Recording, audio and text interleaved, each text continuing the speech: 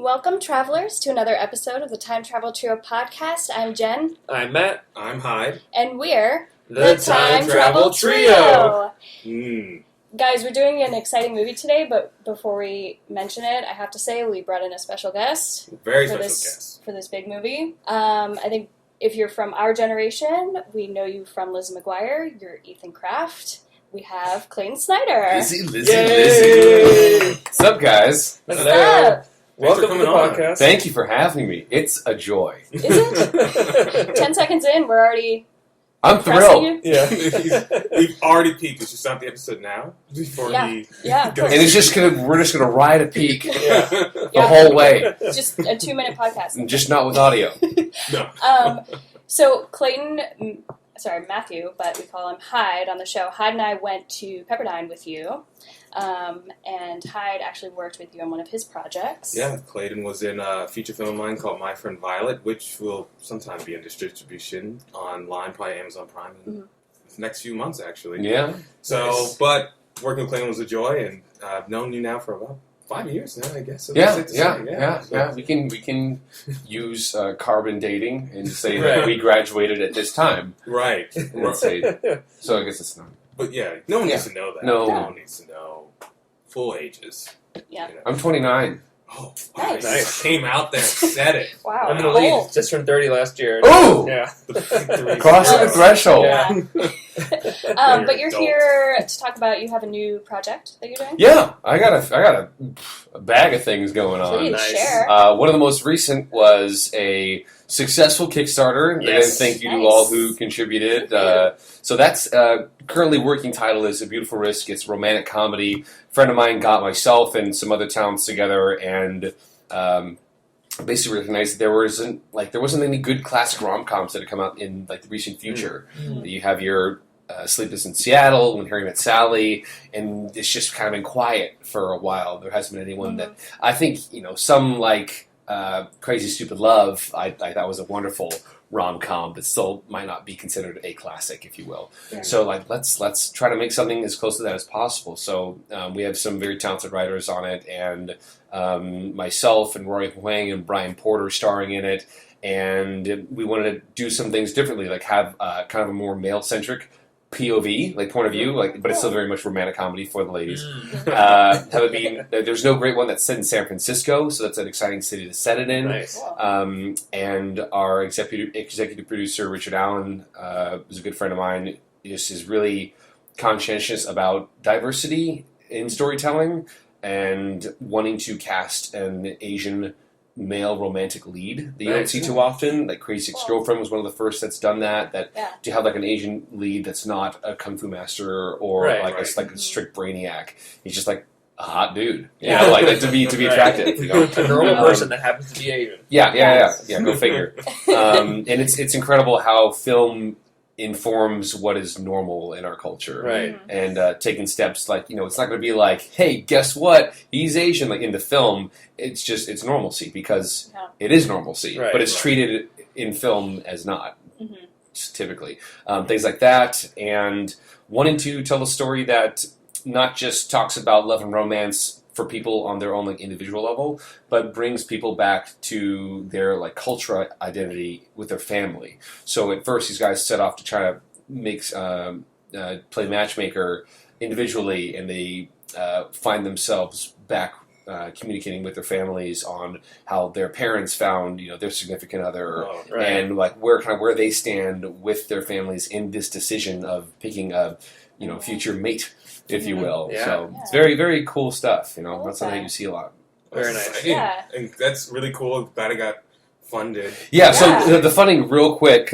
So we raised $10,000. That is not our production budget. That is just for our kind of development pre-packaging deal. We do want to go the studio route. Cool. So the actual budget would be closer to like $3 million. Nice. We're estimating. Chump change. Yeah. Well, for films in Hollywood, yes, it is. Yeah. That is pennies. And so this is going into helping us incorporate our LLC as a production company It's going towards our location scouting trip to the city to figure out where we're going to shoot what, to go into hiring out for our business plan and budgeting so that we have a very, very, very tight package and plan as we approach studios. Plus, running a Kickstarter gave us an opportunity to say, these are tangible. They like to see things that they understand. If you throw a concept at people, it's hard to sell. Yeah. But if you give them numbers and say, hey, we raised X amount of money, we had X amount of backers, like there are people who want to support this kind of project to incentivize it being picked up for a studio production. Yeah. So that's the deal. So we're ideally starting production in May, June. I believe, and right, Matthew? Yeah. Sorry, right, Hyde? Hyde? It's okay. Hard habit to break. Yeah, it's done. Never happen again. In character now. I still sometimes have dreams like, I'm working on a project today. Are you? I don't know. Yeah. I'll just show up. Maybe. But yeah, so that's the scoop on that. That's very awesome. nice. Congratulations. Yeah. Thank you. I know, that's exciting. Well, you'll have to come back and tell us more. Yeah, definitely. So if you want to keep updated on that, it is on Facebook. You can follow the page for it. And we have a beautifulrisk.com that was helping people navigate to the Kickstarter, and I'm sure that'll change to its own dedicated site for news and updates for the film. beautifulrisk.com. Correct. Cool. With the article A. Nice. Yeah. Nice. Very nice. Please people visit it. Yeah, that's exciting. I think that's a great. I know we're about to get into the movie, but like I agree that there isn't like a good classic rom-coms anymore. Like I love like even You've Got Mail, all those Meg Ryan movies. Yeah. There just hasn't been enough since Sure. So I think that's great. Yeah. Well, speaking of finding yourself and rom-com. Rom-com, technically. I would consider this a rom-com in a weird comedy, way. fantasy, romance. I think that counts. Yeah. According to IMDb. I decided that we should finally do Groundhog Day. Yes. It's a good A one. few weeks after the actual Groundhog Day. But we missed it by a few weeks, but it's all right. People are still talking about it. Don't worry. Right. It's a big holiday. Winter. Yeah. Still topical. So this movie came out in '93. Was directed by the late great Harold Ramis. Yes. Of course, stars Bill Murray, Andy McDowell. If you've never seen this movie, you should probably go see it. It's on Netflix streaming, I think. Yeah, it is on Netflix. As well. Yeah, it's one of those movies that a lot of other things I feel like kind of. I wouldn't say steal from, but they take that concept of repeating a day. I feel like I've seen it in a number of other things. Well, at least Groundhog Day is the biggest platform that story has been told on. Yes, for sure. Definitely. Really got the ball rolling. So let's start with the trailer. It's Groundhog Day! Groundhog time. 1,000 people freezing their butts off waiting to worship a rat. Weatherman Phil Connors is spending the day in Puxatawney, Pennsylvania. Phil? Ned! Ned Ryerson. I did the whistling belly button trick at the high school talent show. Bing! Bing! But Phil's about to find out he's not just stuck in Puxatawney. Will you be checking out today, Mr. Connors? Chance of departure today, 100%. He's stuck It's Groundhog Day! in Groundhog Day. I'm reliving the same day over and over. Phil? Ned Ryerson? Bing! Do you ever have deja vu, Mrs. Lancaster? I don't think so, but I could check with the kitchen. Well, it's Groundhog Day. Again? At first, he was a little anxious. Phil? What? Will you be checking out today, Mr. Connors? I'd say the chance of departure is 80%. But now, We could do whatever we want. he's discovering the possibilities Don't you worry about cholesterol? Why? and living life like there's no tomorrow. Phil Connors! Ned! Because there isn't. I am an immortal. I have been stabbed, shot, burned, frozen, electrocuted. I'm a god. You're God. I'm a god. I'm not the god. He's out of his gourd. But to get what his heart wants most What are you looking for, Phil? A date for the weekend? means living this day over again till he gets it right. Believe it or not, I studied 19th century French poetry. What a waste of time. I studied 19th century French poetry. La fille qui j'aimerais. You speak French. Oui. Bill Murray, Andy McDowell, To the groundhog. I always drink to world peace. Well, what should we drink to? I like to say a prayer and drink to world peace. Don't drive angry. Don't drive angry. He might be okay. Yes! Groundhog Day! Life has a funny way of repeating itself. What did you do today? Oh, same old, same old. Wow. First, before we even talk about that trailer, the movie trailer guy says such a 90s rom-com, like, just comedy voice, like, it just takes me back. There's no tomorrow. No tomorrow. Life has a way of repeating itself. Yeah. Tongue-in-cheeky. I will say, fun fact, Trevor Albert, who produced this movie with Harold Ramis, was an old boss of mine. He's done a lot of comedy, so I just wanted to give a shout out to him. Talked to him after you worked together, right? Like, you found out, or didn't you meet up a couple times, or? About what? Meeting up, just like to get coffee? I mean, yeah, I worked with him for like a year. So. Chatting up, all day. We did chat. Well, every time you meet him, you just guys like talk to each other. Yeah, you guys like crazy, best friends. Yeah, no, he's a super nice guy. He's done a lot of comedies and stuff.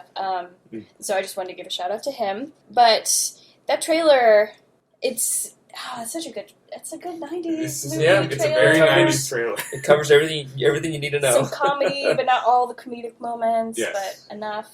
All the best moments. Mm-hmm. So I think it's safe to say we've all seen this movie before watching it for this podcast episode. It's kind of one of those movies, I feel like I watch it every year if it's on TV or something, you know. Just like on repeat. Yeah. Over and over again. Deja vu. Let me check if we have it. Yeah. So, do you guys like this movie? Do you not like this movie? How do you feel about it? Yeah, I mean, how can you not? It's a solid movie. Mm-hmm. Harold Ramis, he knows what he's doing. Yeah. Bill Murray, this is like my favorite Bill Murray role, where he's just like, he nails it. He's like funny and also kind of a jerk, but then also you get the heart in there, and he has like drama, and this is like, when I think of Bill Murray, I think of this role. Yeah. Clayton, how do you feel about it? I like it a lot. Okay. I think I'm one of those guys who believes in art, and that when you watch things, it's all subjective, sure, but I think it's fun to reflect on what it makes you think about and how you relate to it, whether that's yourself or onto others, or how you project yourself onto others or into people. And it's an excellent film that addresses head-on the way that we carry ourselves in a day-to-day, knowing that there's going to be consequences for everything that you do moving forward.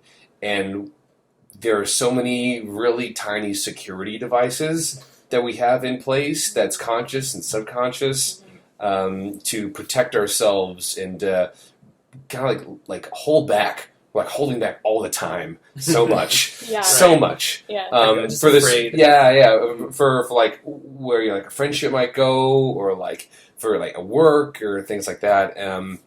It's like your casual interactions. Like you don't want to seem upfront and weird.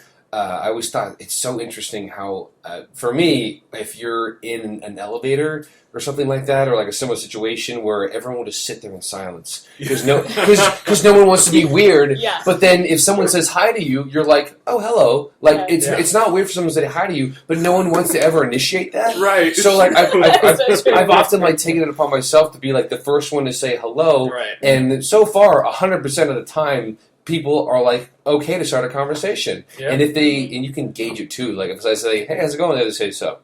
Then okay, like cool, like initiation met, we're good to go. And but if it's like, "Great, thank you, how are you?" And they're like, "Okay, let's have a conversation." Like, what's your life? That's a good point. If someone said, like, "Hey, beat it, kid," you'd be like, "What a rude jerk!" Kid, just say hello. Yeah.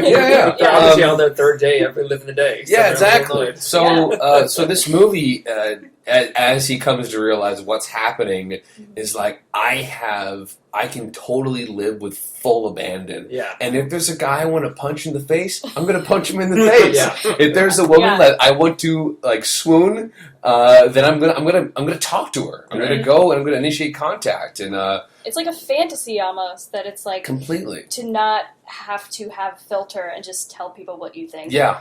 Like how could I? Because every day it's essentially like, how could I live this day better? Right. How could I live it better? How could I live it better? And having that chance. So there's like definitely a lot of fantasy in that. Like, oh man, if I could relive that day. And what's cool is that like there's usually when a day ends, there's one thing or like a few things that are really on your mind that made or broke your day. Oh, yeah. And even if you went back in time and you addressed those things, 100% different things would come up that would make it or break it again. And so it's like there's no full way to do anything.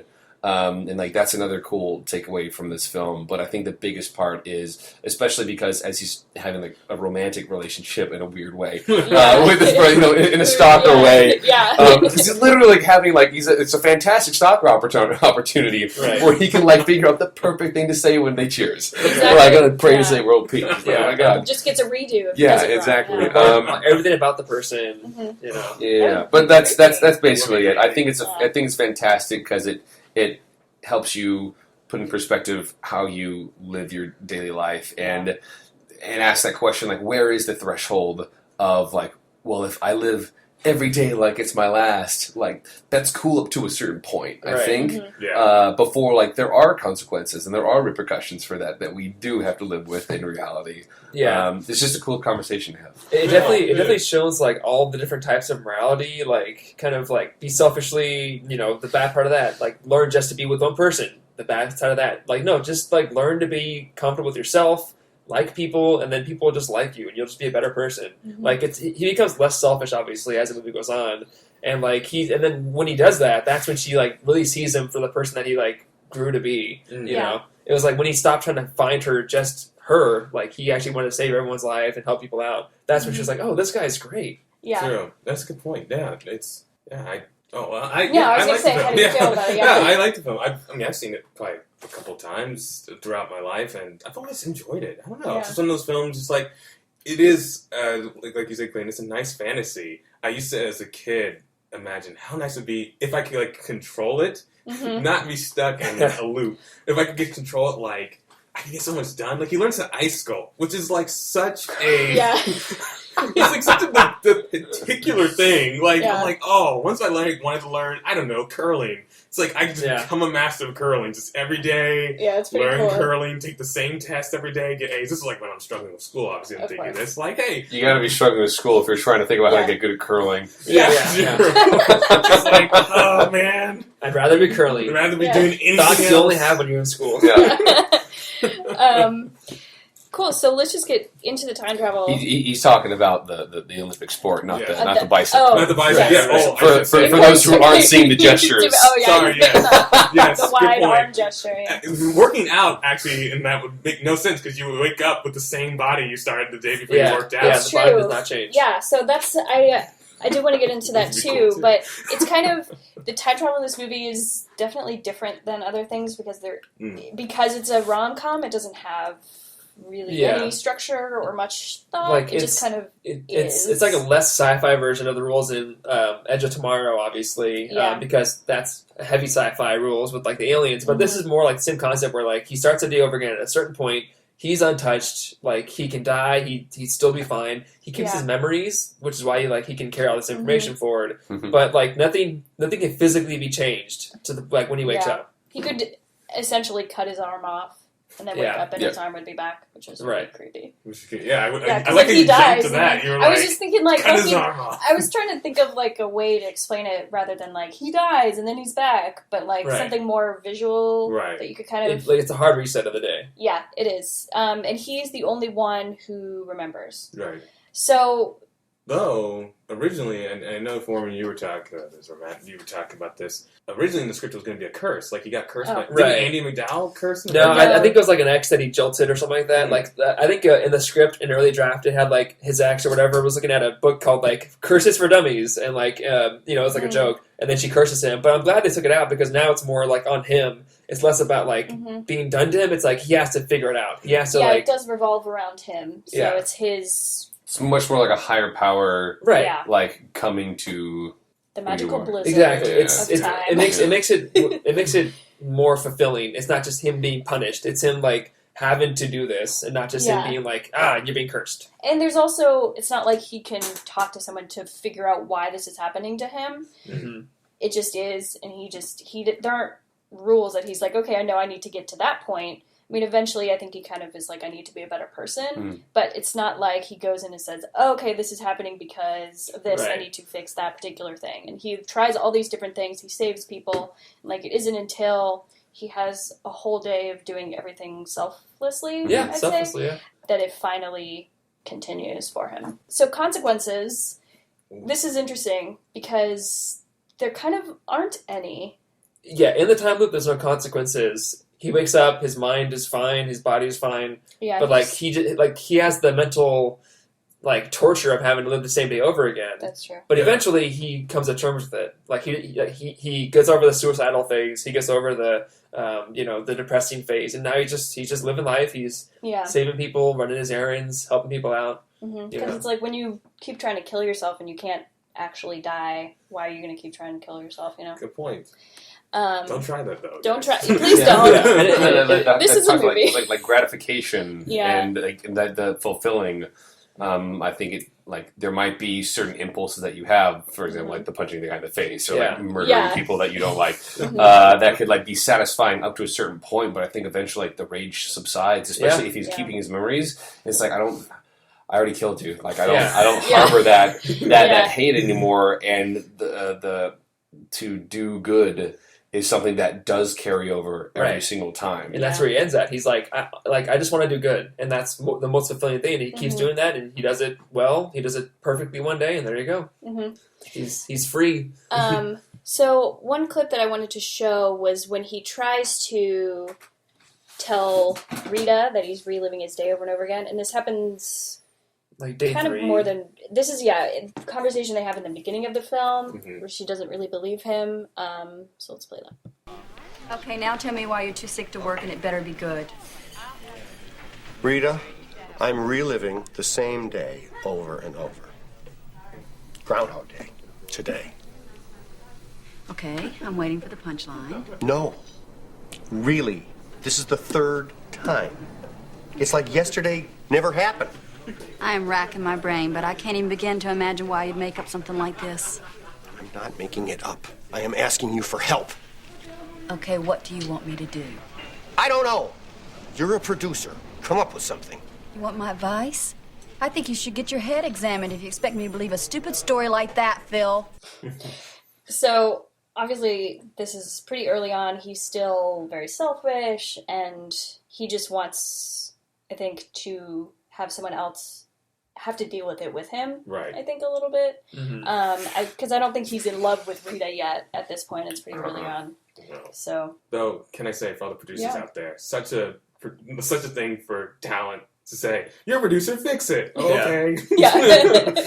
I'll fix this time loop for you. Yeah, I will not apologize. No, it's okay. It's okay. It is our jobs. Fix it.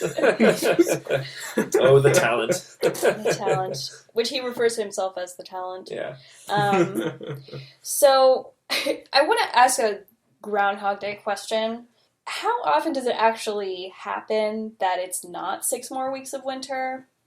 Because isn't it just some guy saying it's 6 weeks of winter? It's like, what's his shadow, basically? Yeah, I mean, yeah. But, like... I mean, obviously, it's not real. And I know, but, like, why... So, like, why is it still... Ruin the magic. Yeah. Why is it still a thing? Why do we still... I don't know. It's like tradition, you know? It's fun. Why Santa Claus? Yeah. Well, Santa Claus is a belief. Groundhog is just... A belief. a fat. He's got you. Well, I mean, at least there are children who wake up on Groundhog Day and look forward to the moment if he's going to see his shadow or not. Like dreams are built on this. At least Punxsutawney Phil is real. It's real. It's a real rodent. Santa Claus is real. What are you trying to say? I've never seen Santa Claus. I've seen the Groundhog. Yeah, just saying. It's true. Have you seen with your own 2 eyes? You've seen a groundhog? Oh. Movie magic. Damn. Wow. Pull that out. Okay, so the clock resets at 6. At Yes. first, we're not sure exactly what time it is, maybe between 4 and 6, but then later on in the movie, he does say it resets at 6 o'clock. Right. And so there's definitely circumstances where he tries to stay up all night, but no matter what, it always resets. Yeah, he wakes up, no matter where he is, he wakes up in the bed, same position, everything as it was. He tries, he tests it out by breaking the pencil that's on the nightstand, and, he wakes up and the pencil is still fine. So, the world, the whole world resets. Yeah, which is kind of an interesting concept to think about everything resetting, like people's memories and his physical body, everything that happened. Right. I think, I don't know, I just picture everything slowly moving backwards, rewinding a videotape. Cool. So, no tomorrow equals no consequences. We kind of touched on, but... He goes through lots of phases where he's, drunk, trying to just do whatever, cause mayhem. And then he goes to phases where he's, trying to learn French or learn the piano, learn ice sculpting, just, do stuff. I would, there are consequences, though. Okay. Internally. Yeah, definitely. I agree. Because if there are no consequences, then he wouldn't have any memories, he wouldn't learn anything moving forward. So the consequences are, and I think what he's actually done is he's lived kind of a full life of making mistakes and doing things. And he's done what so many of us, I'm sure, at least I have, done of making poor choices and then learning from them and being like, that's not how I want to carry my life. And then adjusting from there forward. Yeah. So I think there are a lot of consequences just internally. Yeah. No, I agree with you. It's I don't know, it's almost a blessing, but it's also a curse at the same time. Yeah. I think it's a good example of that because, what you were saying, if there's something oh, why did I say that? I didn't mean to say that. You can go back and don't say it next time. But then you have to live with being in your own mind for who knows how long, which we'll get into. And that's... it would drive me crazy, I think. I don't know if I'd be able to deal with it. You'd have to, because if you killed yourself... you don't have a choice. You're stuck in it. But I do want to talk about how long he is reliving that day.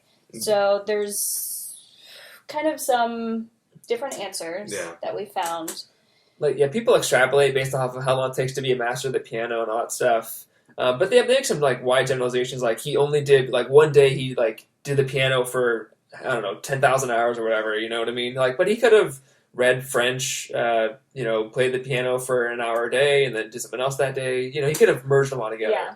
So the days could have overlapped. So there's kind of really no way of knowing. The movie's not built that way to know a specific timeline, but. Right. Even Harold Ramis doesn't know exactly how long he was in there. He said if you ask the studio, will say a year. But when he wrote the script originally, he had thought it'd be 100 years or 100,000 years because he was a Buddhist. And so, or 10,000 years because in Buddhism, to get to the next level takes 10,000 years. So after he realized that's too intense, he scaled it back. And some people have said mathematically it'd be around 30 to 40 years. Yeah, so 10,000 days. Yeah, I mean, a few decades, several decades, that's fine for me. That's enough for him to kind of still be a human being with without totally frying his brain, still remembering his life from before it happened. After 80 years, if you were in the same day and you go back to work, would you even remember where things were? Yeah, that's true. So it's been 80 years, but your desk is still there. Then I don't blame him for just wanting to stay there. That's what he knows. Although part of me, I was thinking about this at the end. He's like, let's just live here, and she's like, okay, 2 days into. As far as she knows, it's 2 days into her new job, but okay. I was like, I wouldn't want to stay somewhere that I've been for 40 years, reliving the same day, almost. I mean, he loves it. He loves the people now, That's true. I do want to see how all that nice stuff paid off. Yeah, right. like I just spent 30 years of you guys be doing anything nice or anything bad, and now it finally gets to stick. Yeah. And now you're telling me I don't get to see what happens next? I do want to mention, and I think I actually have talked about this before, so I'll be brief with it, but there is a Doctor Who episode where the Doctor is trapped in a prison of just himself in this giant castle, and he's reliving a day or whatever over and over again, but he doesn't remember, so he keeps doing it over and over again, but I wish I could remember the title of that episode, but I will tweet it if you ever want to watch that. But it's an interesting take on this kind of idea because he doesn't remember, but he's still trying to get out. Mm-hmm. So he ends up doing the exact same thing every single time because he thinks it's the first time. Eventually he gets out because it's Doctor Who. But yeah, I'll tweet the title of that episode and find it if you guys are interested. But back to just me. You're the only Doctor I'm the only one in the only world. one, Jen. Yeah. So we I'm just going through my notes. This is a question I was kind of thinking about. Is he older or not? Like, is he technically 40 years older? No. Not, because his body resets. His body and but his mind is older. Yeah, his mind is older, but his tissues are still fine. Yeah. Okay. And I imagine even his brain tissue is still fine. It's still the same. It's still fine. So. Okay. Well, that is. No, yeah. What do they say? You only use what percentage of your brain power? So I was gonna say technically you have so much memory that your brain can store so many gigabytes or whatever. And so is other stuff getting knocked out? And if it is expanding, then where's that going? If the matter is still the same? I know it's interesting. We're getting deep into it, guys. Yeah. Well, it's interesting because Bill Murray Lucy crossover. It's so much information that he can learn. It's the same day, so it's the same people, same stuff happening. So it's refining the same things, but obviously he can learn more about. I would feel like his brain would have to change. Yeah, like the structure. To learn the skills that he did. Well, muscle memory, for the piano, it has to somewhere sink into his brain. Yeah. Something has to stick. Which I wouldn't say it's an inconsistency in the time travel, but you know what I mean. It's it has to have some effect on its joints. So you could say he's wise beyond his years.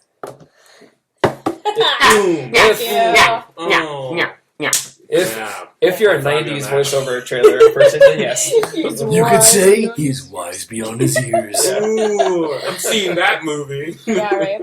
I also later in the movie there's a clip that I want to play of, it was in the trailer a bit of it too, but when he actually proves to Rita that he is actually reliving the day, so we'll watch a little bit of that. I'm sorry? What was that again? I'm a god. You're God. I'm a god. I'm not the god. I don't think. Because you survived a car wreck? You folks ready to order? I didn't just survive a wreck. I wasn't just blown up yesterday. I have been stabbed, shot, poisoned, frozen, hung, electrocuted, and burned. Oh, really? And every morning I wake up without a scratch on me, not a dent in the fender. I am an immortal. Special today is blueberry waffles. Why are you telling me this? Because I want you to believe in me. You're not a god. You can take my word for it. This is 12 years of Catholic school talking. I could come back if you're not ready. How do you know I'm not a god? Ha! Oh, please. How do you know? Because it's not possible. Doris. This is Doris. Her brother-in-law Carl owns this diner. She's worked here since she was 17. More than anything else in her life, she wants to see Paris before she dies. Oh, boy, would I. What are you doing? This is Debbie Kleiser and her fiancé Fred. Do I know you? They're supposed to be getting married this afternoon, but Debbie is having second thoughts. What? Lovely ring. This is Bill. He's been a waiter for 3 years since he left Penn State and had to get work. He likes the town, he paints toy soldiers, and he's gay. I am.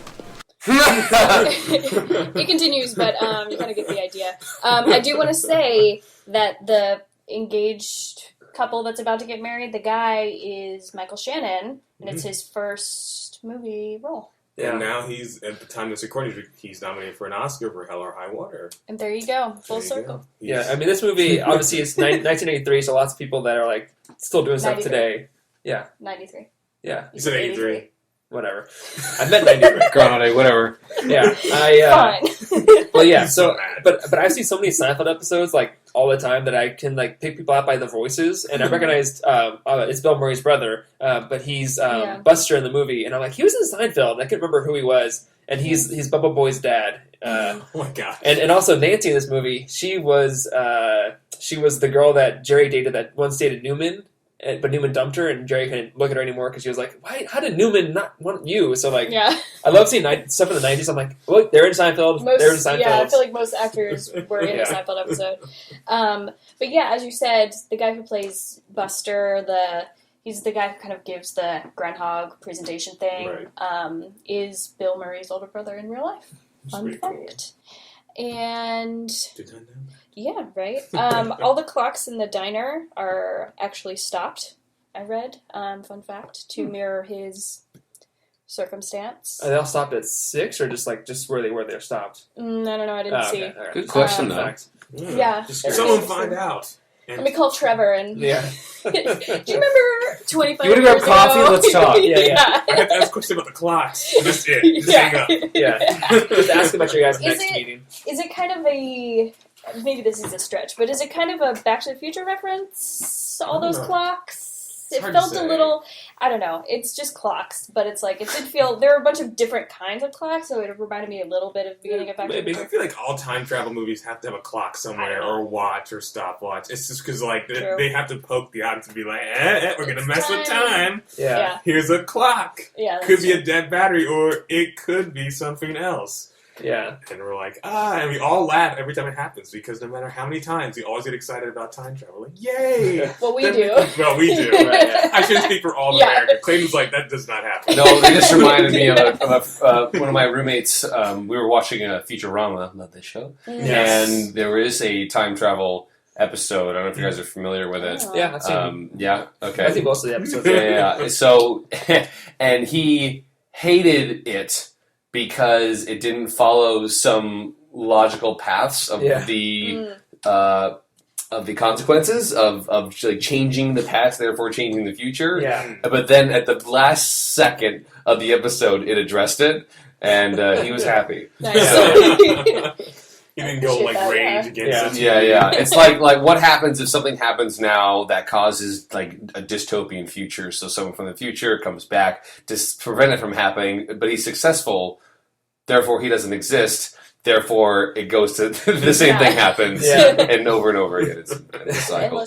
Endless loop. Yeah, was it the episode where he went back to the World War II area, and he found out he was his own grandfather? Turns out there were multiple time travel episodes in Futurama. Okay. This one was a presidential election. Gotcha. And it was Nixon, head of Nixon, and he did that probably the most viciously I've ever seen him do that in that show, in that episode. Like if he became president, like he would become an emperor, but actually, I'm not going to ruin those for those who might see it. But yeah, okay. Have you seen that one? I mean, it sounds familiar. I haven't watched Futurama in years, so okay. That episode's worth seeing enough that I won't say what happens or how it happens. It's a very good one. I've not seen episodes. I don't know the name of it, so Google. We'll have to, we're going to get into TV soon. Futurama, Nixon becomes president. Yeah. You'll find it. I have a question for you guys. If you were Rita, what would it take for someone to convince you that they were living the same day over and over again? Yeah, I don't... that's hard, because... Would it be the predictions, or would it be like... I think the predictions would help, but in her circumstance, I don't know Phil well enough to know that he didn't just already know these people really well. Right. Not really well. I mean, it's pretty detailed. Like but the dishes too, like the events happening. Yeah, I would need a lot of details like that, like to the second. Like watching, like she obviously wasn't there when he stole the money, when he robbed the money truck for the bank, whatever. But like something like that, I would be like, okay, you've clearly seen this before, and Yeah, I mean, we also do this podcast, so like maybe it's not that much of a stretch. I don't know. I watch a lot of time travel, so I don't know what would it take for you. I mean, just say you are and show me one thing. I'll be like, all right, I'm on board. I'm a pretty like just tell me something like one little bit of concrete proof, and I'm like, yeah, I believe you. If I ever end up in some crazy sci-fi situation, you're the first person I'm calling. Like, I was abducted by aliens, and they told me that I have to do this, otherwise they're going to destroy the planet. And you'll just roll with it. Yeah, which I'm like, because I would not be that easily convinced. He'd be like, all right, we gotta go get that. He's up in space and in UFO or something. Yeah. All right. I'm down. Give me back there. Yeah. For me, that last clip you showed, giving these examples of like not knowing these people and having very specific information on them, that certainly would help. I'm personally the kind of guy that would, if anybody brings anything to the table, I'm receptive. Right. But not going to take it in as truth quite yet. But like, I'll listen to you. But like, okay, so like someone kind of like I just came from been repeating this over and over again. I was like, okay, do you have any way of improving that kind of thing? And like they hash it out. And I think an interesting question is like, if you do accept it, then what? Right. What do you do with that information? Yeah. Especially if you're not going to remember anything that happens. Yeah. Right. That's a good point, actually. Yeah. Because then they're going to be like, hey, like I can do anything I want on this day, and nothing ever happens afterwards. Yeah. Do those same consequences apply for you?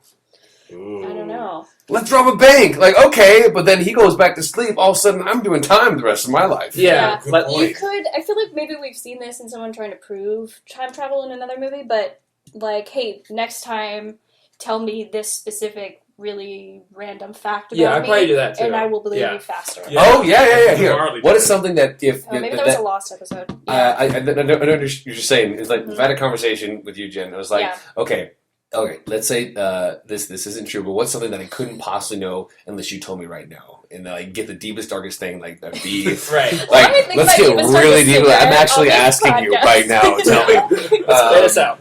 I mean, that's one way. Like if we didn't know each other that well, and I was like, okay, I did studio art in high school. That's not really that specific, but some random facts that like you wouldn't know about me unless we had a conversation. Yeah, because to you, like that timeline would go off fine, whatever. But then your next time you go around, you say, "Oh, here, let me prove it to you. You told me to say this to you last time," and then boom, this timeline, you're on board. You're like, "Oh, wow, okay, yeah, I'd probably believe you faster." Yeah. I think my next question would be like, what does this mean for me?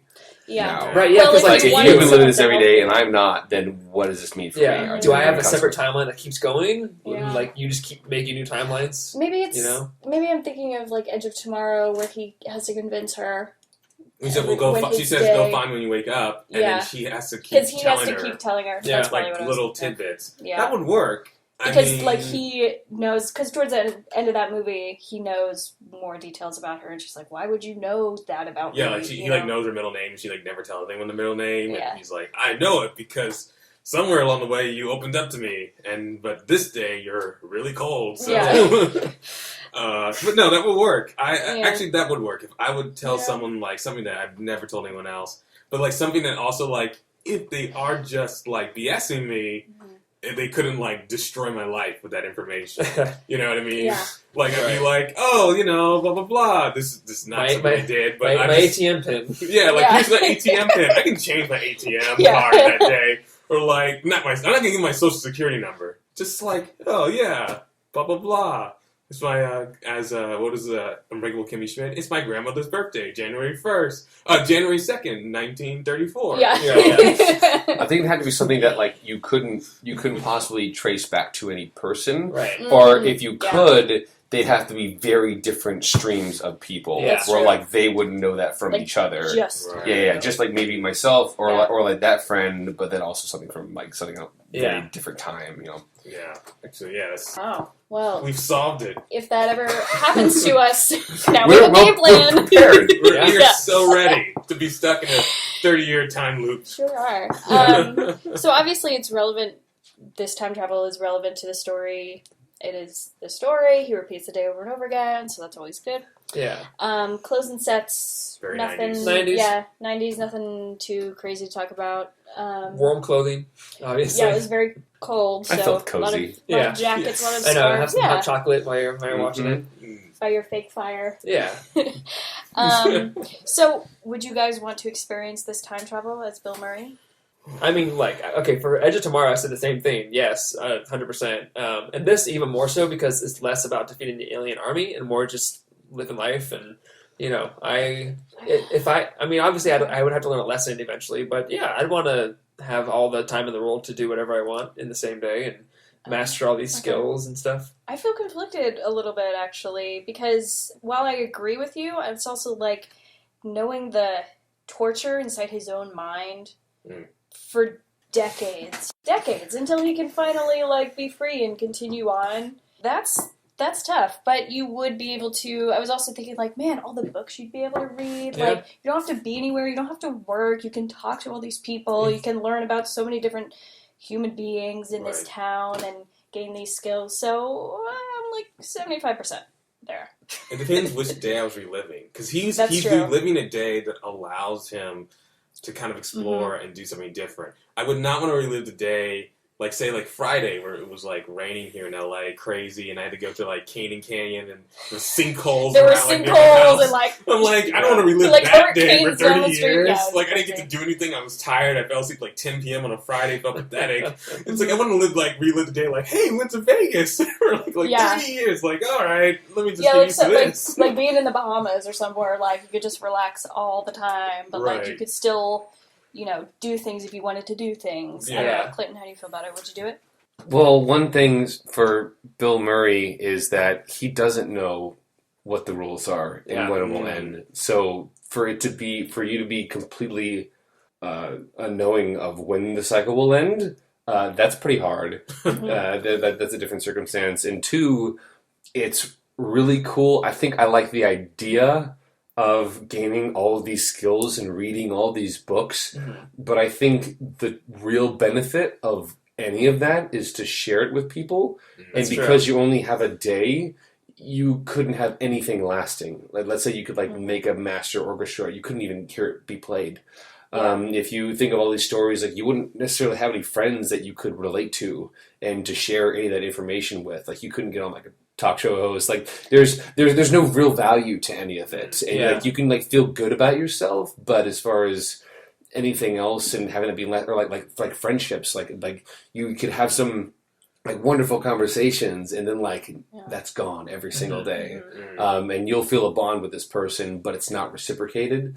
Not to be, all about yourself, but I think it's what we share that really increases value for our lives. And because there's zero of that, or it's limited extremely, like there's a very low ceiling on how far anything that you could earn can go. Like you can get some sick piano skills and you can thrill some people at a mall. And that'd be something you could do.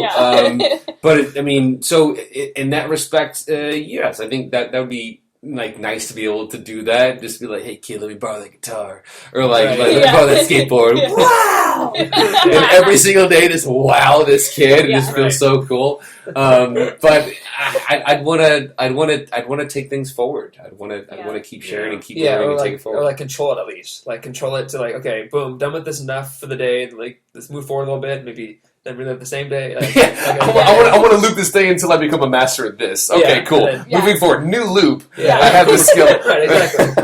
That would be cool, actually. That would be interesting. What an interesting power. So I kind of posed a similar question on Twitter, kind of what you were talking about, Hyde. If you had to relive a day from this week over and over again, what would you pick? So, shockingly, everyone picked Saturday, Sunday. Who would have thought? But there were actually people who chose Monday, Tuesday, Wednesday, Thursday, and someone chose Friday. Tuesday was Valentine's Day. Tuesday was Valentine's Day. So some people might want to relive that. Some people might not want to. Yeah. So, yeah. If you guys, I'll pose the same question. If you had to relive one day from this week, from Monday to today, which day would you pick? I don't know. This day was pretty relaxing. I would today was this day was chill. Yesterday was kind of nice, though. We literally just didn't do anything all day. Yeah, it was really nice. Yeah. Like if I wanted to read all day, I could have read. I could have gone out if I wanted to go out. So Saturday, Hyde. Saturday was a good day for me. I didn't do anything, which is so rare. That's nice. Yeah, I just completed the yearly budget report, so I was like feeling good. And I was like, I woke up. Budget reports. Like 9 o'clock in the morning in my pajamas, and I was like walking around like, I run this city. It was a good did in that moment. For that one moment, I was the king of Valley Village, California. Hi, Lord of Valley Village. Yes. Clayton, what day would you pick? Tuesday was pretty sweet. It was a good Valentine's Day for me. So I'm a director of the water polo program for the Los Angeles Athletic Club in downtown, and so because of that position, I know a few people of the staff at the club, and they had a really cool Valentine's Day event that day, where they have a pool on the 6th floor. With windows kind of overlooking like downtown, like in the city, and they had this beautiful chandelier there, and they set up these tables around the edge of the pool, and had like mermaids there, and they had a synchronized swimming show with a 4-course dinner and champagne. So, awesome. But it was a pretty penny to attend this event. Even though you're a member, they have some events you still have to pay for.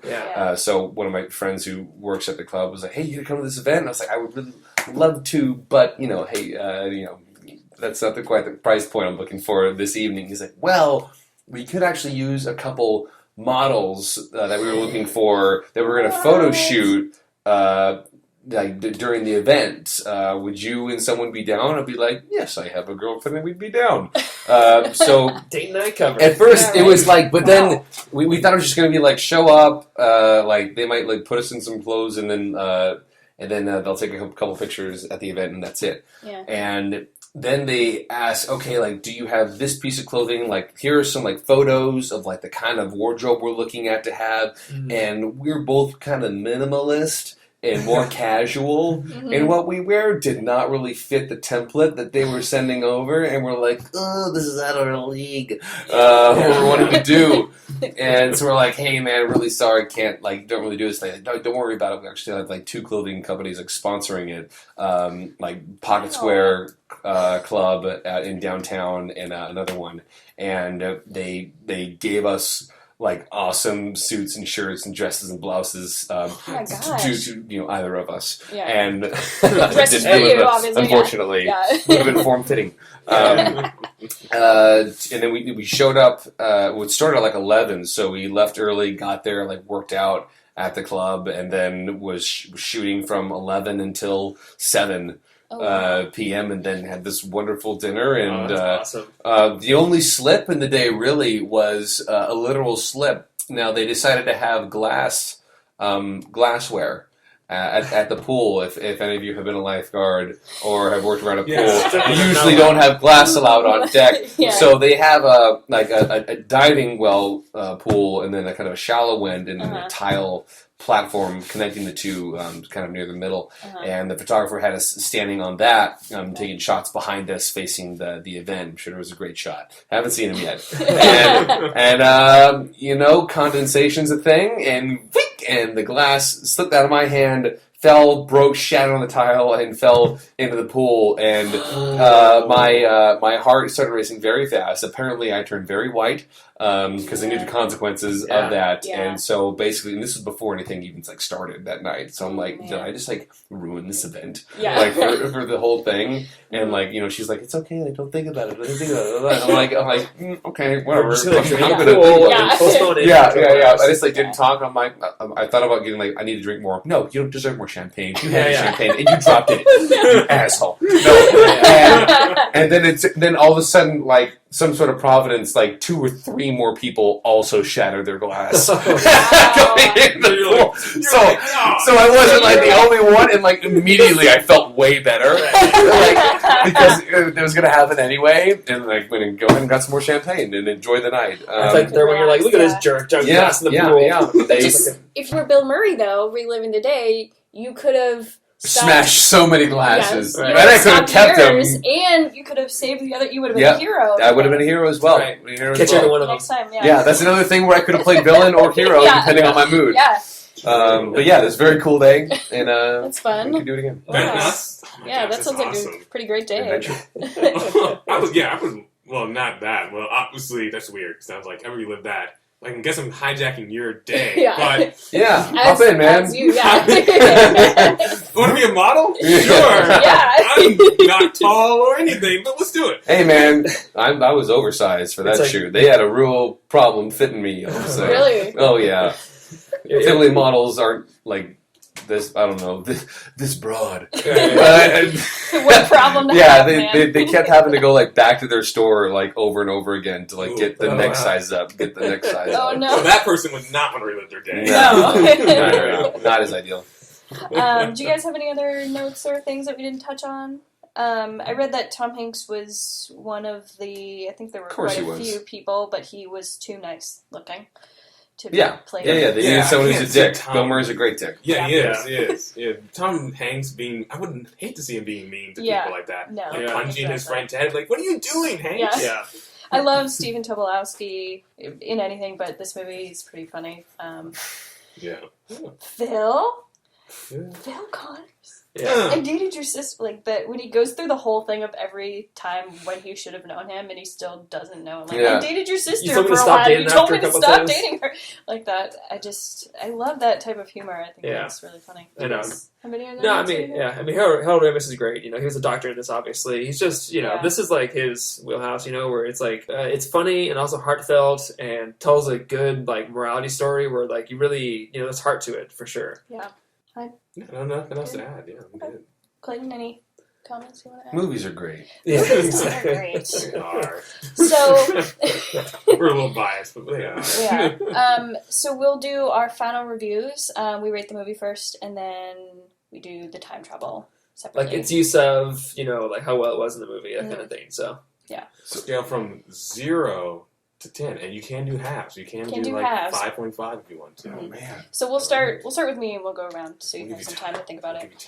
I love this movie, and it's kind of been a few times now that we've dissected a movie that I liked on the podcast, and then I didn't like it by the end of our dissecting it, but I still like how This is such a strategy. That's a thing. That's very much a thing. It happens all the Kate time. Leopold, man, that killed me. That was horrible. Which one? Kate Leopold. Oh. That's one of those movies like I could like kind of in blissful ignorance enjoy. Like a rom-com, and then afterwards like I hate that movie. I love Meg Ryan, I love Hugh Jackman. No, anyway, we have that episode if you want to listen to it. But this movie actually was not that way. I still enjoy it. There also wasn't that much that we kind of tore apart, I think, which helped. Yeah, I mean it's pretty solid in terms of its rules, quote unquote. Yeah. So I'm going to give this movie a 9 out of 10. I do love it a lot. Yeah, I agree. Obviously, it's a good movie. I enjoy it. Every time I see it, it's I enjoy it. It's a good story. I love Bill Murray in it. I think it really tells a good tale of this guy's like becoming a good person because he goes through all the phases of being a jerk, trying to just get a girl for selfish reasons, and then just becoming a nice person for other people's sake. Yeah. And it's funny, and I think it's really good. It's weird seeing a 90s comedy now because these days our comedies are so different. So it is, I don't know, it's not as like laugh out loud every minute as some movies are these days. Mm-hmm. But that's kind of, it's a comedy, but it also has like drama parts to it too. So it kind of plays both sides pretty well. So I'll give it like a 8.5. Okay. Yeah. With you guys, I'm going to give it an 8 out of 10. I mean, it's a solid movie. It's funny. It's good. It's well acted. It's well designed. It's well put together. It's one of those movies, if I'm watching TV and it's on, I'm most likely going to stop to at least watch it for a little while. Mm-hmm. So, yeah, I mean, it's cool. It's Bill Murray at best top of his game, and same with Harold Ramis. It's one of the classics for sure. It's a timeless movie, absolutely, and I think it'll hold up for generations to come. Pretty much so. It is interesting how some of these moments may have been more laugh out loud. Sorry, am I supposed to do the rating first? No. I think I'm working myself into my rating. I'm flowing into it. Half the You time, dig it? Okay. Half the time I figure it out when I'm talking about. Yeah. And you think about this movie, like rating it like 1 to 10. What would I do to make it better? I don't really know like the sound design, like the editing, but the cinematography, but the acting is like everything is. I feel like exactly the way this movie should be and could be. Like there's nothing I watch and like but they missed the mark here. Yeah. I think it comes down to personal preference and like your own like rewatchability. Yeah. Where like any day of the week I could watch Groundhog Day. So like for that I would probably say like 8.5. Yeah. There, like 8.5. Like I want to say like towards 9 because like it touches on such beautiful things like human condition and these things like that, and you don't get caught up in any loopholes as far as like the rules of this universe. Right. Yeah. You don't get stuck on any of that. You're just watching and enjoying this person discover who they are. So in that sense, like it's very beautiful. I just might not want to pop it in all the time to watch it. So that's just a personal thing. So Is there your response actually inspired a question? Is there a movie that you could watch over and over again? Hook. Nice. Really? You can do that right away. That's a good one. Right away. It's a good one. So you donated to the Rufio short Kickstarter? film. You know what? I just recently heard about that, and I want to know more. I want to know more. His thing was though. The actor himself is so much older now. He's like 20 years older. He's playing a character that doesn't age. It's like you can't. He'd have to obviously be someone else. So. But hey, I mean, like Rufio's the character that just so long as they don't attempt the CGI they did in Force Awakens, because that's not going to fly. It's creepy. Yeah, that would I agree. Especially if it's like he's the lead. It's like for too long. Yeah, that makes sense. Empire Strikes Back. I can just watch it over and over again. It doesn't matter. I have to stop whenever it's on. I'm like, whatever I'm doing, it's like, well, that's stopping right now because Empire Strikes Back. 100%. Yeah, I'm more with you there. Yeah, you go. I gotta think. I'm torn between my two favorite movies, but I think this could be. I mean, any of them. Yeah, it doesn't have to be. I know this is an ode. You can mention more than one. Yeah. So I'll say my two favorite movies of all time: Mary Poppins and Beauty and the Beast. But I think a classic Beauty and the Beast, obviously. Yeah, okay. I think I would choose Beauty and the Beast, though, actually, because, it's just a little bit lighter sometimes. Mary Poppins can be heavy if you watch it over and over again. Yeah. I love it, but sometimes it's a little, heavy. Because we're in that headspace. Yeah. Can it be TV show? Sure. No. Well, the problem with big movies is, I love movies, obviously. Pick a movie and a TV show. All right. Yeah, movies. You have to do both. Yeah. Don't punk out, man. Oh, man. I'm going to say Team America World Police. 10 out of 10! Yes! Judy, fuck yeah, I think you made it. Yeah. Oh, yeah. America. Yeah. What was your TV show out of curiosity? I mean, Seinfeld. I still watch it. Yeah. It's just on. If I'm doing something in the background, Seinfeld's on. Yeah. It's on. I think I could watch Psych. Yeah. Forever. Psych's a good honestly. Anyway, do you guys have TV shows that you love? A Fresh Prince of Bel-Air I could probably watch anytime. But that's it's also different episodes every time, so there's a lot to go through. Yeah. Yeah. You'd want something with a lot of episodes, I would think. Yeah. You wouldn't want to do I don't know, show that lasts 6 episodes. Yeah. With the Get Smart reboot. Yeah. With Andy Dick. I wouldn't want to do that forever. There was a Get Smart reboot with Andy Dick. And Elaine Hendricks, yeah. Did you watch it? I did. Yeah. It's not horrible. Okay. But it's just not as good. Andy Dick was he was a hot commodity at the time. He ended up leaving that show to do news radio. Which is one of his favorite shows.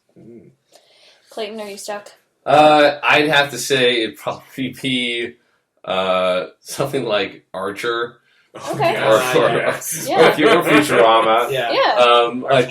I mean, I love Game of Thrones, obviously, but if we're talking about watching anytime, all the time, it's such a quick, a quick fix of entertainment. Archer gets me every time, and it's just it's the same. I know it's the same formula for every episode essentially, but I can't get enough of it. I'm just thinking about Archer now. Yeah. If Archer ever does time travel episode, I know. we'll bring you back. Have they not already? They have No. But I just love the episode he's playing around with the plutonium rods. It's like, how do you have this much cancer and you're just playing? Oh my gosh, you killed a black astronaut. You killed, it's killing a unicorn. What are you afraid of? Aneurysm. It just, no warning, hits you. Sorry, now I'm quoting Archie. It's great. It's great. Yeah. You're tickling my funny bone, man. Yeah. So we'll do our time travel rating real fast. Just kind of how we felt about the time travel as a whole. This one for me is actually going to be pretty low, just because there isn't much structure to the time travel, but I do like kind of what is there, I do enjoy. So for me, I'm at 4.5 out of 10. Yeah, I agree. Obviously, I'm the science guy. I love science and space and all that stuff. So there's no scientific rules for this. Similar to Edge of Tomorrow, it's how is it actually happening? Is his mind being sent back in time? Mm-hmm. So, but I mean, but the use of it is great. The use of it, to tell the story about Phil, it's just a solid use of time travel, and the way that they show his development. All that stuff. So it's really, really effective use of time travel, and it's just it makes for some great moments. So 5 out of 10.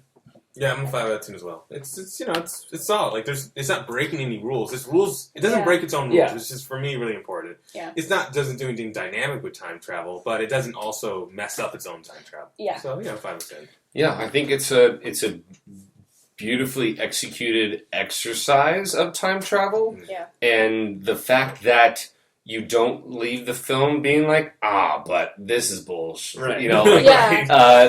That's its own merit, that they didn't try too hard. Yeah. That it was used as it was intended, and it worked wonderfully to tell this story.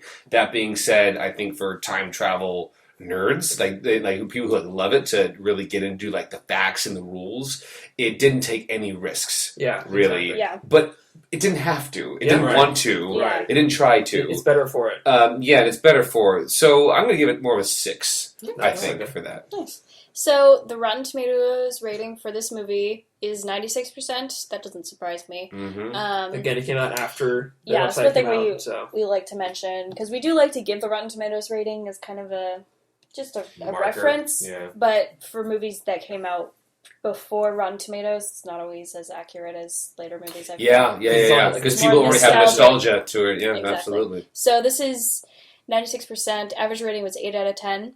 So that's basically... That's right where we were. Yeah, that's right where we were. So, okay. So before we get into our social media and the next episode... I know we kind of touched on your projects, Clayton, but plug away. If there's anything else you want to... There's an outlet. Go. So the romantic comedy is a feature film. We are aiming for whatever distribution that ends up being, whether it is digital on Netflix or ends up being box office. We'll see. Production will start soon. If you want to keep updated on that, we are on Facebook, A Beautiful Risk. Right now it might be A Beautiful Risk Kickstarter campaign, so we'll need to edit that now that the campaign just recently ended on Valentine's Day, actually. Nice. And moving forward, I am currently in development for a web series. I have a wonderful team of writers and some producers to put together a new show. It's called Now I'm Here. It's about a kid who was famous on a TV show, and it was a show called Justice High, and it's about really petty crimes in this thing. Okay. And this kid had this tagline that was I object, dude, and everyone loved it. Everyone loved it. It's a great right. So we fast forward 10 years, and since the show, the main character Andrew, who I'll be playing, just wasn't satisfied creatively by this show and wanted to take to more theater. He went to school for drama, and he had yet to make a return back to film and TV. And he finds himself having an opportunity to take this really meaty, indie drama role for a film called Legs of Fire, about a firefighter with a guy with no legs who aspires to be a firefighter. And but at the same time, there was a relation who's a PA back on Justice High that didn't get that wasn't treated very well, who worked his way up the ladder to become a showrunner, and he's bringing Justice High back for a revamp. And he finds himself, due to circumstances, caught between doing the indie film or the reboot, and the decisions that come with that and where his values lie, because you say like, oh, like you're selling out with the entertainment, but that actually like gives people wonderful levity that they need in their lives. Yeah. And to do the dramatic role, that could be just self-serving in its own way. So it's not like very clear cut, and he has friends trying to help him make a decision who have his and maybe their own best interests in mind, but ultimately he has to make a decision of what he wants out of his career. Nice. So in that I feel like that story is very relevant for a lot of us in our careers, especially like you personally, like entertainment. Yeah, it's definitely it hits close to home in a way, for being on a kid's show, and I actually pursued water polo heavily, not theater, knowing that I would want to come back to acting, and I definitely still had during that time, and still do have a heart for entertaining and acting and telling stories in that way, and with the branding of Ethan Craft, which I fully embrace, and I love. I'm so thankful for that show and that opportunity that's given me, and the fans that it's given me, and I wouldn't be where I am without that show, and I'm so indebted to it in many ways. At the same time, you do want to be able to share more of what you want to do. To be Clayton. To be Clayton. And people. I actually got asked the other day. I was having lunch, and someone says, "Wait, are you Clayton Snyder?" And it was the weirdest thing. Because they didn't say, "Are you Ethan Craft?" or "Are you that guy?" And not that there's anything wrong with that. I don't expect people to know my name. Like, "Are you that guy from that show?" is usually going to be enough to be like, "Yeah," and they're like, "Cool." But to be able to take that to the next step, because even as I'm going to the casting directors and for auditions and things like that, to have Liz McGuire on your resume is cool. But it's like, okay, but like, what have you done now? So it's a lot about, especially in this day and age where it's so easy, it's easier to create content. To like, honestly, actors, I really feel a lot of them have to step into that producer role and be a creator and self-starting, create that platform for yourself to be like, okay, this is what I'm about, this is what I can do, and it's something that hopefully people enjoy. So that's under development right now. We already have some studios that are very interested in the project to give it money for production, which is extremely exciting. We'd be producing that hopefully right before shooting the feature film. Oh wow! So that's a whole nother thing. Yeah. So I mean, I'm on the internets at HeyClaytron for Twitter, Instagram, and Facebook. Nice. Facebook.com/HeyClaytron. You guys can follow me there. I have a website that I've been working up, ClaytonSnyder.com. Pretty straightforward. So you guys can find me on all those places. I love connecting with fans. Like responding to your guys' comments and tweets and going on live whenever I can to answer questions. So hopefully see you guys there. Yeah, and you just did an AMA on I did a Reddit AMA. Yeah, I've done 2 of those now. They're super fun. Cool. I like to read those. It's so fun. Interesting, the different questions that people ask they can be really shallow and really deep. That's better for you. Which helps me show my range and because that's the interesting part of like, how is this person going to respond to this question? Silly, like will they get it? That kind of thing. And like there's definitely like a language that Reddit speaks. Yeah. And so I feel like some of the time, like most of the time, I'll just be straight up very honest with that, because I feel people really appreciate that. And at the same time, like, is he one of us? There's some What's he doing here? Exactly. Do you get recognized often? Not as often as I used to, that's for sure. But yes, there's still, I'd say it's much more of a, you look so familiar. Okay. It's more that, or you look like you're someone that or it's like, did we go to school together? And I'm like, it sure may feel that way. I bet. In Pasadena, like Jen sees people from Pasadena like left and right sometimes. It's also like LA, you just you see people. But I know, I'm sure it's different because at Pepperdine it was like, we all knew, like, honestly, we all knew who you were. Because it's a pretty small school. But, no, I was curious how much that happens to you, so. Yeah, like every week, there's some event. It's good, cool. You can go out in public and be fine and have a little fun. Interaction.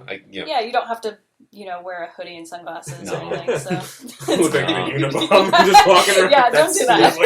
I mean, like I've had a mind to like start doing like things like Amazon Fresh, but that's just out of pure convenience. Yeah, that's just It's nothing to do with my status. I just don't want to go to the grocery store. It's convenient. This is really funny, actually. There's an ad for Michael Shannon on the IMDb page. There you go. Nice.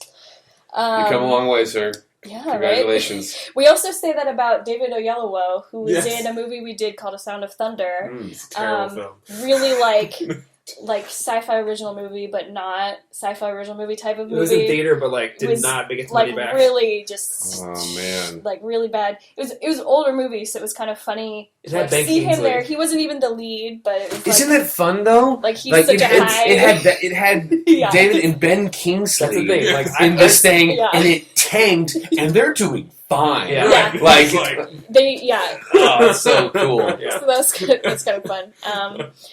Okay, so our next episode, Hyde, what did you pick? I chose the 2015 short film Kung Fury. Yeah, baby. Directed by David Fury. Sandberg.